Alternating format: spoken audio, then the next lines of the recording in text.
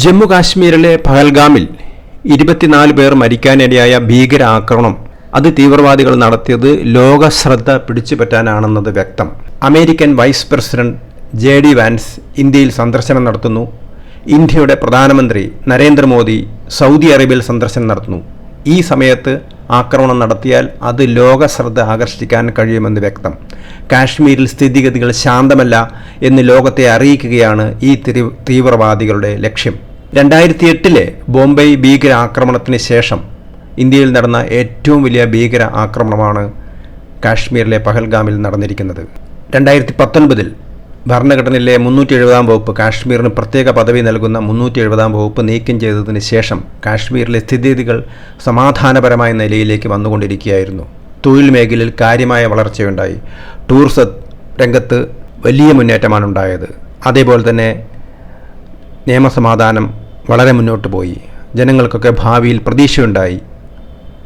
ഈ സമയത്താണ് അന്താരാഷ്ട്ര ശ്രദ്ധ പിടിച്ചു പറ്റുന്നതിന് വേണ്ടി ഭീകരാക്രമണം നടത്തിയിരിക്കുന്നത്. ഈ ഭീകരാക്രമണത്തെ അമേരിക്കൻ പ്രസിഡന്റ് ട്രംപ് ഉൾപ്പെടെയുള്ളവർ അപലപിച്ചിട്ടുണ്ട്.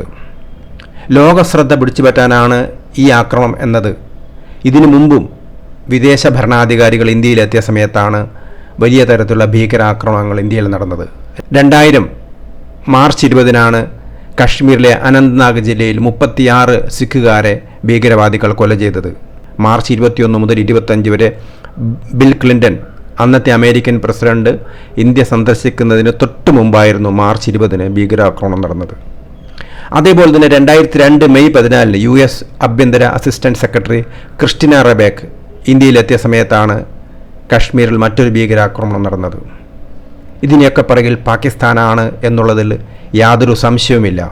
കാശ്മീരിലെ വിഘടനവാദികളെ പിന്തുണച്ചുകൊണ്ട് കാശ്മീർ പാകിസ്ഥാന്റെ ജുഗുലാർ വെയിനാണ് എന്ന് പാകിസ്ഥാന്റെ സൈനിക മേധാവി അസീം മുനീർ പ്രഖ്യാപിച്ച് ഒരാഴ്ച കഴിയുന്നതിന് മുമ്പാണ് ഭീകരാക്രമണം നടന്നിരിക്കുന്നത്. ഈ ഭീകരാക്രമണം ഇന്ത്യയുടെ മനസാക്ഷിക്ക് നേരെയുള്ള ആക്രമണമാണ്.